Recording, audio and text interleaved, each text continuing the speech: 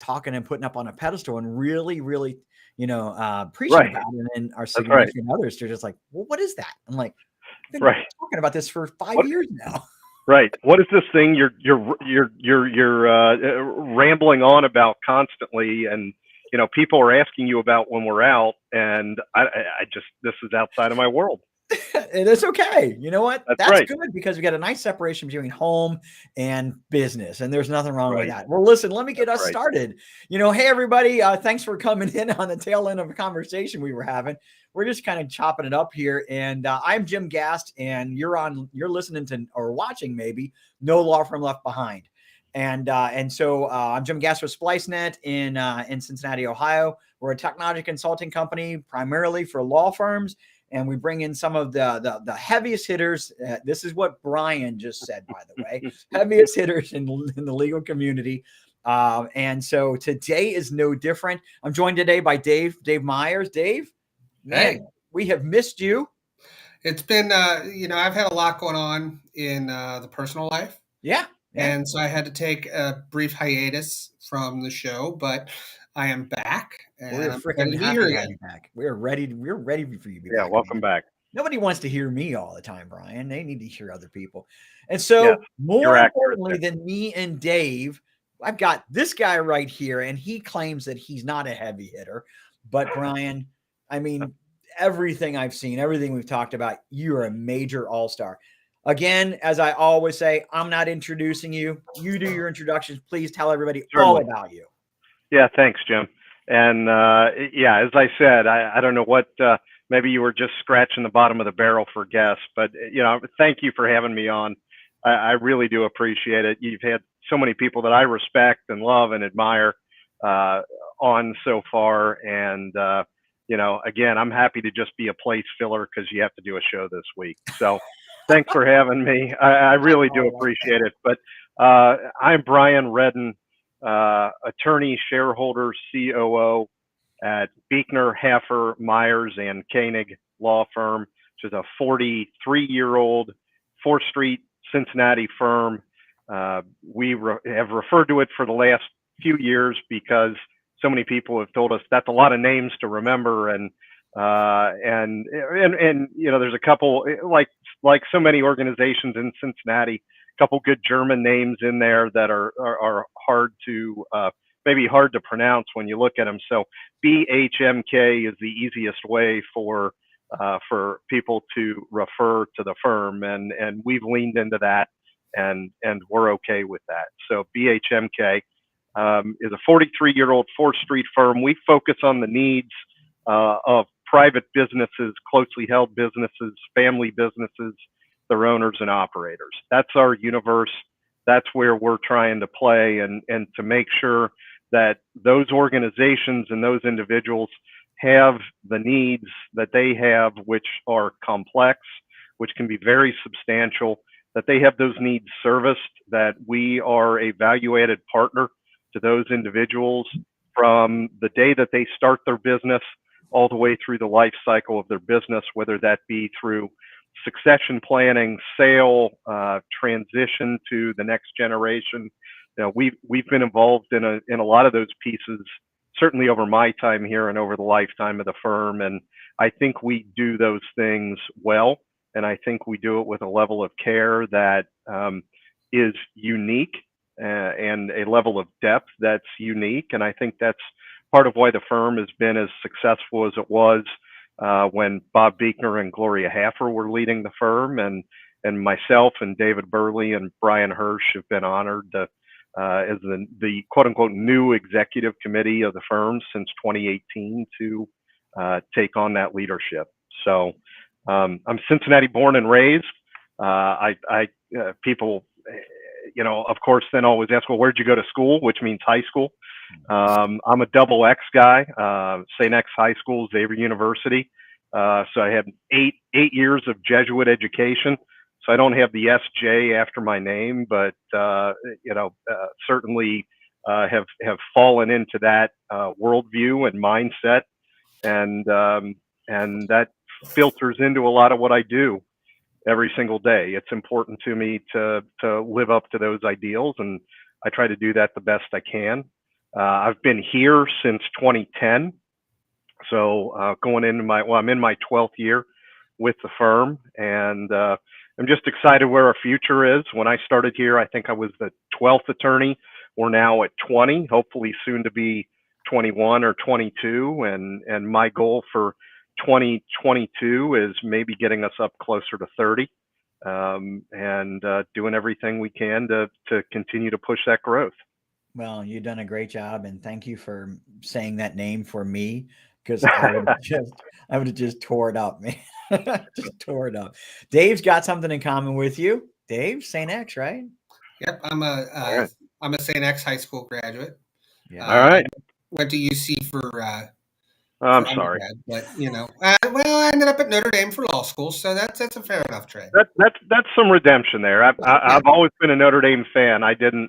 My things didn't work out for me in terms of scholarship dollars to go under the dome for undergrad. Almost did it for law school, but then I pivoted to I was working full time in the prosecutor's office after I graduated from Xavier. I was lucky, very, very lucky to have an opportunity to have the door open for me. I joined the prosecutor's office during Joe Dieter's first term, and I guess it was the summer of '93 as a law clerk, and sat in the hall with Scott Rubenstein, who's an absolutely fantastic criminal lawyer here in town and still a good friend. It's hard to believe that was like almost 30 years ago, or near 30 years ago. But we were sitting in the hall in the grand jury office on the fourth floor of the courthouse, which I think is now a hall, basically like a hall between courtrooms, and stripping files, doing file management, and that job just kind of grew from there. Got to help on some cases while I was still in undergrad and law school.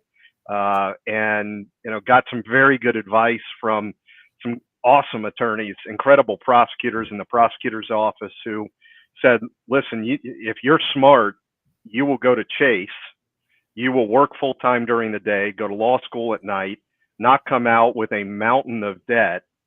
And that was some really, really, really good advice.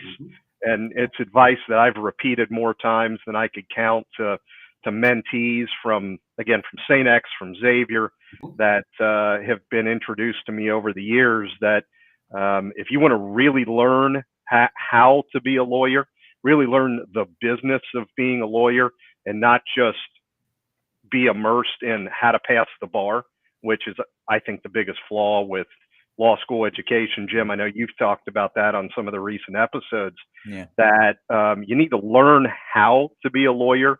At the time, you're also learning the law. And I think that's a big failing of law school. But to Chase's credit, I think they do it better than a lot. But I worked in the prosecutor's office, and then I was a law clerk for Judge Steve Martin through about 1998, while I was finishing law school and taking the bar and starting my career.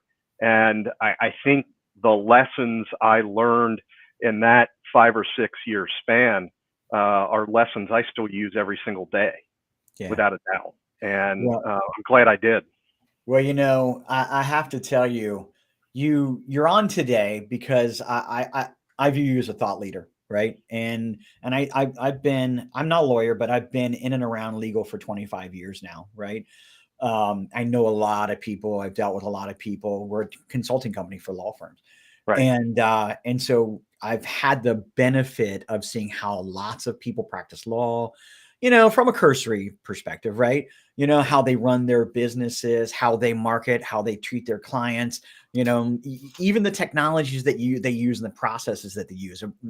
I've had the benefit of that. And Dave was with me during that journey a lot of the times. And one of the things that stands out, and the reason I call you a thought leader, is because I see you all over the place, right?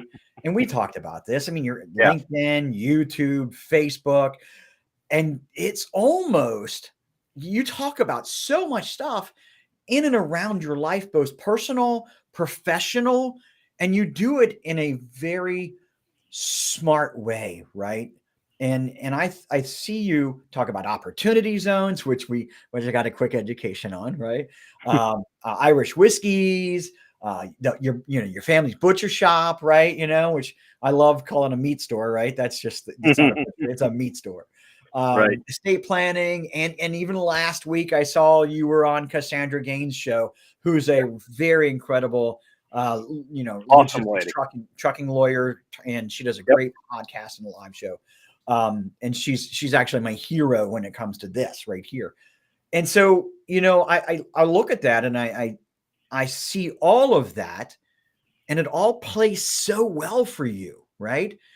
I mean, how do you fit all that in your life? First off, Yeah. okay, because that's a huge amount of stuff that you do. And then on top of that, you create content with it. How does that come about? Dumb luck. No, I mean, listen, it's you, if you're not the way I look at things, and again, I've talked about this with mentees and other people in our firm. If you're not genuinely enjoying and having some degree of fun with what you're doing, then you're either doing it wrong or you're in the wrong space, one or the other, right? Through experience, you learn, like, it's not good for one's mental health to get up every morning and go, crap, here we go again, Yeah. back to the salt mine. Oh my God. And trudging into the office and being like, here we go. Okay, I know what I'm going to deal with. All right, let me put that armor on. Let me get ready. Let me get psyched up just to walk in the door. That's not good. That's not good, and it's not sustainable as a long term. Where people, I think, do their best and have their best opportunity to be successful is when they're excited about what they're doing, but you have to create that. You have to vision that to an extent. Like I said, I'm Cincinnati born and raised. I grew up in Dillonvale, Deer Park, Sycamore Township, and then Madeira. Those are the communities around here that formed me, right? I grew up on La Rosas and Graders and Skyline, obviously. But Cincinnati businesses, Cincinnati integration, being part of that fabric means a great deal to me. And trying to help those businesses, trying to help those people, and be out there so that I'm accessible to those people means a great deal to me. So for me, it's not hard to push, Redden fine meats and seafood, because that for me is like right out in front. That's the sort of client and sort of activity that I want to be part of. That was my brother's dream, was to have that. He'd been a chef for a number of years. He had his catering business for a number of years, and then he decided that maybe doing it that way wasn't for him. But then ultimately he pivoted to this, and it's become a great. I hope it's becoming a cornerstone of the community in Madeira. And it's so exciting to have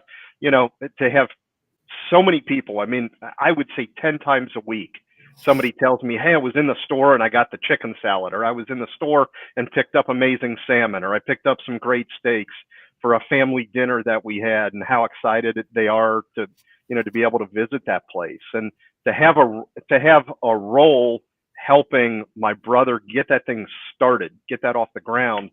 That's the sort of impact I want to have. And it's easy for me to be proud of that, to be proud of him, to be proud of, my niece and nephew, who are integral parts of that business, and the success that it's having. I mean, it's woven into the fabric of kind of who I am.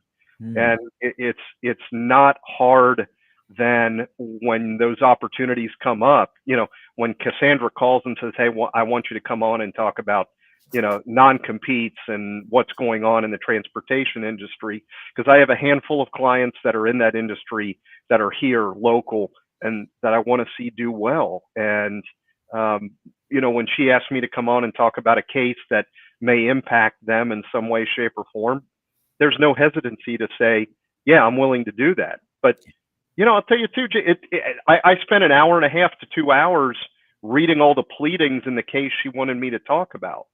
So, you have to build that time in. So Yeah. you have to find ways to make it work. Luckily, I've got an incredible, understanding spouse who, who gets, who gets my passion for these things. Yeah, she does.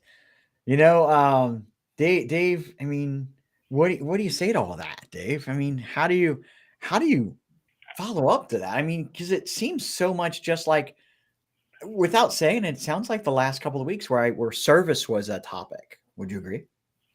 Yes. So, what you're doing, Brian, is so different than how a lot of people look at their job. You know, I think most people, like you said, wake up in the morning, go, oh crap, I got to go do this again. And they go and they do it. And there's just that lack of fulfillment. And I think the two go together. And I think a lot of people get it wrong. They get it backwards. They expect somehow that their job is going to give them a passion. Whereas that passion has to come first. And if you've done that, then the job aspect almost takes a back seat. And you are doing it because you care about it, not because you have to. That's right. That's right. And so what was it? I mean, as far as the law goes, you mentioned your clerkship while in undergrad. You mentioned, Chase and doing that while you were working. But I know, even from my perspective, that my path has been a very, I don't want to say meandering because there was always purpose, but a non-traditional path. Right. Where I am now. What was it that drew you to the law as a way to make all this happen? Well, I had an aunt and an uncle who were very involved in the law. Willie Bill Cunningham is my uncle and my godfather. That's cheating. My mother is the youngest of four. He's number two, and then his wife Penny Cunningham was a former attorney, former DR judge, Court of Appeals judge. Spent and was always interested in what they did. Although I do zero DR, have never had a desire to do DR. Did a little bit in the criminal, on the prosecution side, if you will, and then a little bit of criminal practice, but that never really moved the needle for me. To me, I always had an interest in business, and I always had an interest in the law, and having a civil practice where you worked with entrepreneurs and business owners, but had a real impact, right? When early on in my career, when I was at a different firm, I had experiences of working with some public companies, and I had experiences of working with some pretty significant local institutions. And I found both of those experiences, if you will, a bit frustrating because, when you're doing work for a public company, the case you have may have an impact on the share price by 0.0001 cents. Or if you're working, say, for a large public institution, you may be able to affect some degree of a policy, but you're not involved in things that are going to be making a huge difference for that institution. When you're doing work for a family business, even if it's a 100-year-old family business or a brand new family business, or you're doing it for, a small, what I say, quote unquote, small business, this is their life. This is their This is their living. This is the way they put food on the table for their family and keep a roof over their head, and the way that they're building wealth. And the decisions and the advice and the actions that we're taking as their attorneys have huge implications for the business, for the individuals involved. If it's an issue at a place like ours, we've got upwards of 40 employees.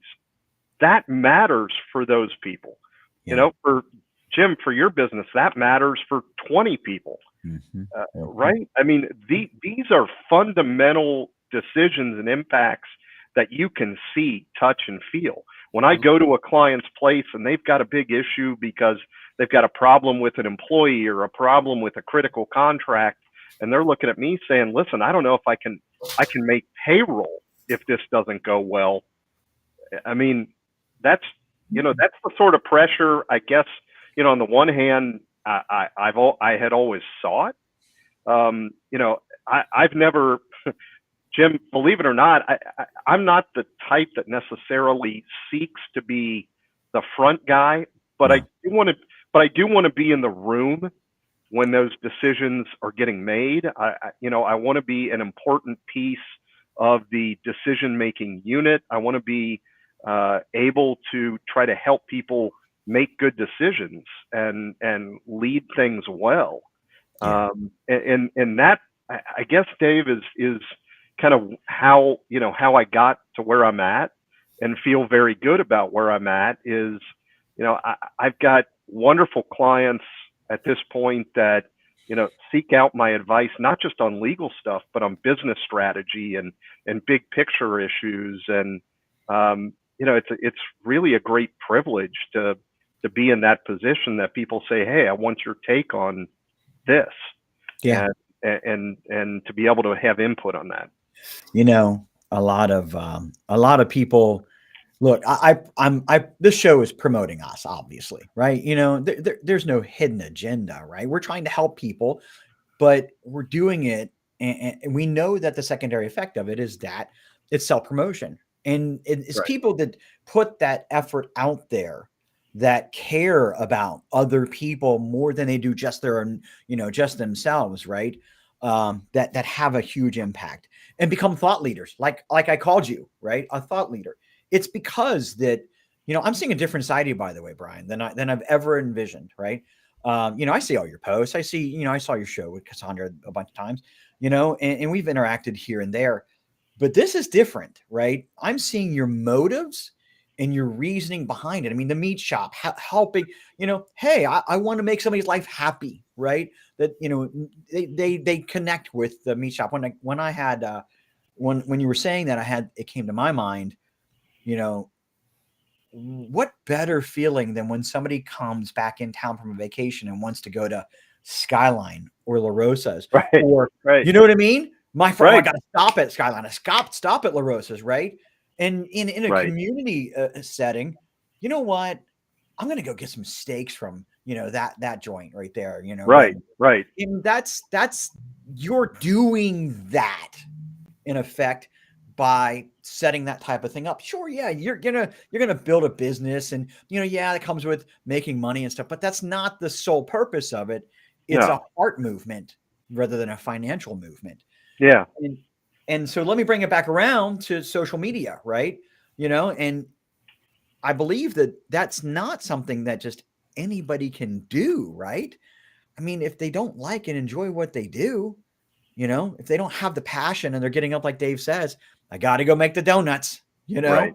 Right. It can't be a rote task.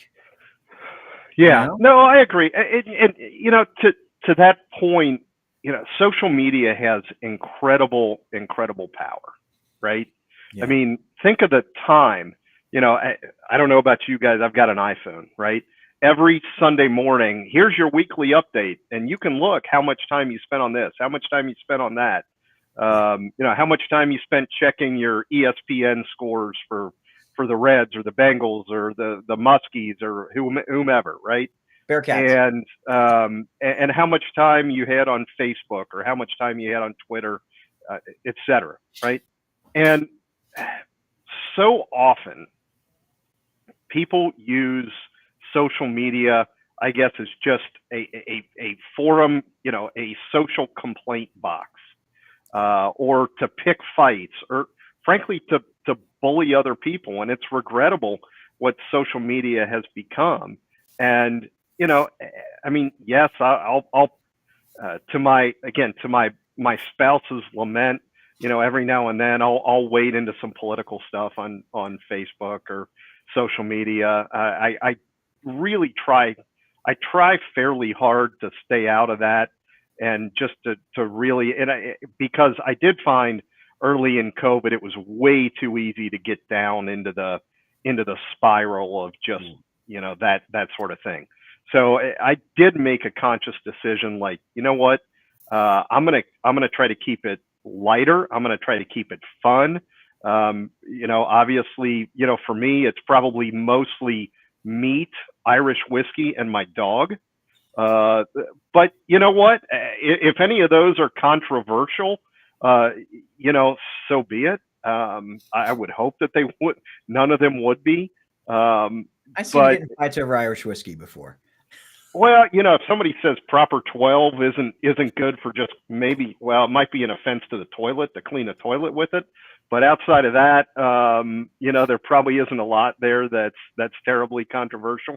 But, the other thing I got to tell you about that is, Jim, you look at, to talk about these crazy connections, yeah. When COVID started, my client and there's a friend of mine who's become a client, a guy by the name of Barry Chandler, started a weekly, what was called the Lock-In, where the community around a group called Irish Whiskey Fans of America, in a span of months, went from about 200 people to about 7,000.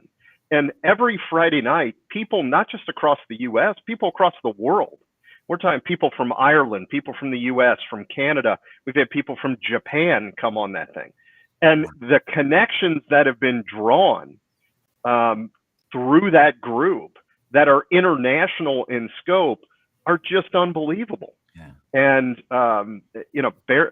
Barry at the time was living in Columbus, and he since had moved to San Diego for work stuff. And then right now he's been in Ireland for the last several months. But, there's a group of people within that kind of subgroup of, I don't know, probably upwards of 20 people that are spread all over the U.S.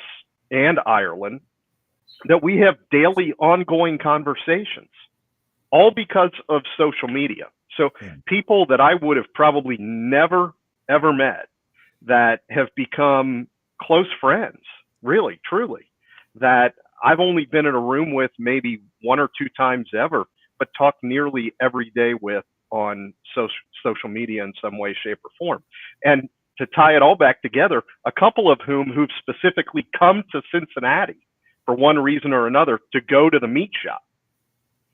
So there have been people that have driven down from Columbus, Indianapolis.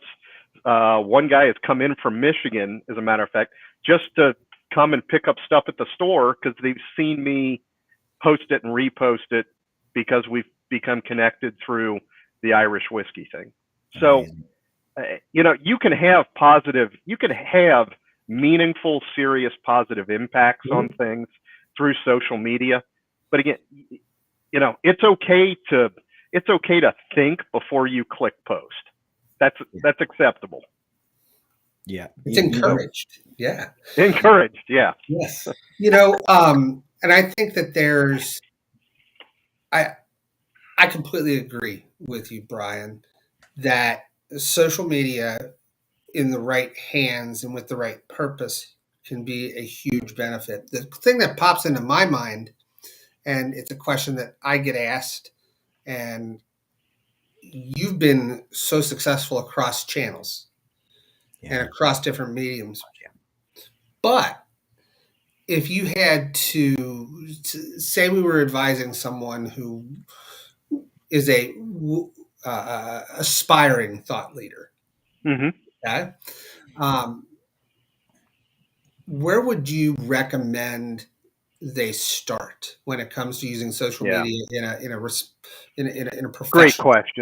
Great question, Dave. I think it starts with, who is your audience and why should they listen to you?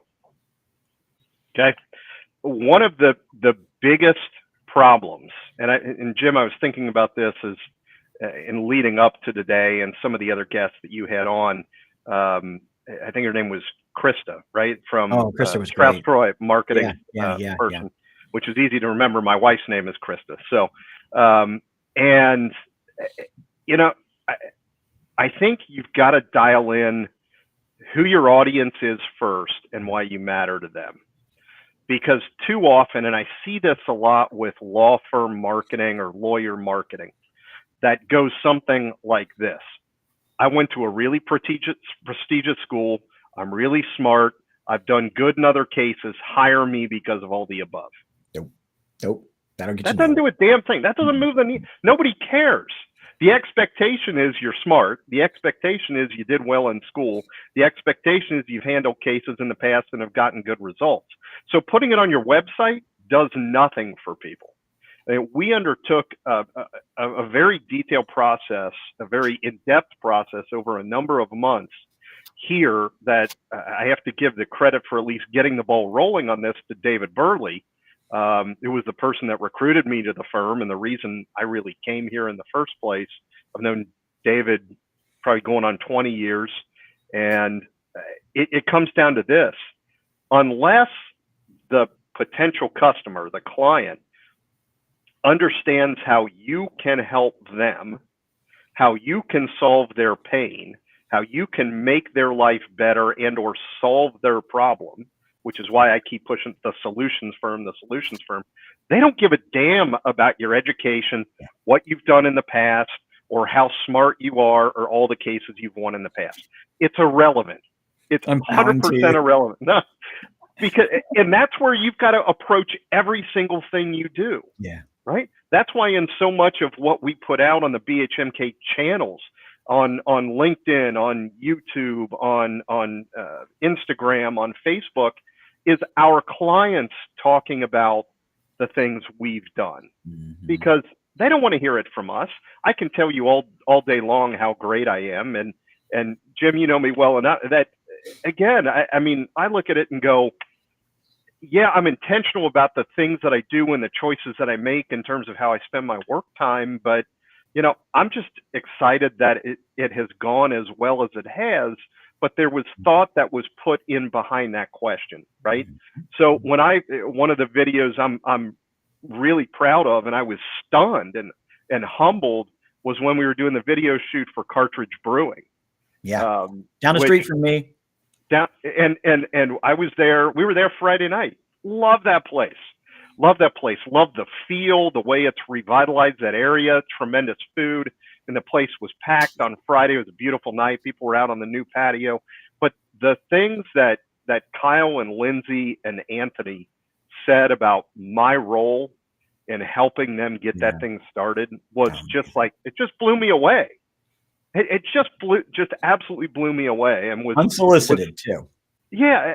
I mean, obviously we asked them to participate in it, but you know, outside of that, it was our video guys just asking them questions about their experience, and I'm like, God, if I could bottle that for every client, I mean, that was like the epitome of what you would want a client to say, and that for me is you know, that's what I want every client of our firm to experience. You know, can I promise that? No, but that's the aspirational goal, is to have every client say, if it weren't for attorney, then we wouldn't be where we are. We wouldn't be doing the things that we're doing. And it's just, you know, that's, I guess, Dave, to bring it back to a question you asked earlier, like, why did I do this, or why do I do what I do? It's for that experience, to see clients have that success and live out their dream and do the things that they want to do with their life, and be a little bit of a part of that. That's what really kind of, you know, hits all the right notes for me. That's the great way to say it. Well, look, we're over, and I love it, you know, and we can keep going. Can we do a part 2 sometime? Sure. I love it. That's great. I'm going to sum it up, and you're going to love this. Oak Hills Animal Hospital is a new customer of ours, not a lawyer. Okay. And Dr. Randall over there, Dr. Randy's wonderful. But he said this to me on an email. And this exemplifies exactly what you're saying. Nobody cares how much you know until they know how much you care. Yep. That says everything you just said right there. Yeah. And so, Brian, we appreciate you care so much. You're an incredible thought leader. Keep doing what you do. Well, I know it comes naturally. It's just part of your life. So listen, I'm gonna zip us up here real quick and say, did you get your copy? I have. I've got it right back here. I love it. Love it. Love it. It's fantastic. Great content in there. If you got it and you haven't read it, take 15, 20 minutes, read through it. It's very, very well worth it. I'll give you that $20 later on. Listen, No Law Firm Left Behind is on every week at Tuesday, 10:30 Eastern time. Next week, we have a wonderful guest. Day is just great. Defilia Diaz. I don't know if you know her, but she's an incredible attorney, immigration attorney over at Valencia Diaz. They're fantastic. I've known her for years. I can't wait for her to be on the show. Day's awesome. She's awesome. I mean, she's a rock star, and so, we're excited to have her. Again, if you're not a member on No Law Firm Left Behind on LinkedIn, please sign up. Go to if you're a lawyer in the legal community, don't have to be a lawyer, just paralegal, just involved in a law firm. Please, by all means, go to LinkedIn and search No Law Firm Left Behind and join the group. Brian, I'm going to plug you for a minute. Is this okay right here? If somebody wants to get a hold of you? Yeah, you got it. I absolutely right. Signature, brother. Thanks, buddy. I appreciate it. Cell phone number. I'm just kidding. But that's the office direct dial. What's that? I said that's the office direct dial. There you go. So absolutely reach out to Brian. He's happy to help you in any area necessary. Brian, thanks a lot. Jim, thank you. David, thank you. I'm going to end us here, Dave. Great to see you again this week. All right. Good to be back. All right, guys. I'm going to end the show. Take care, everyone. All right.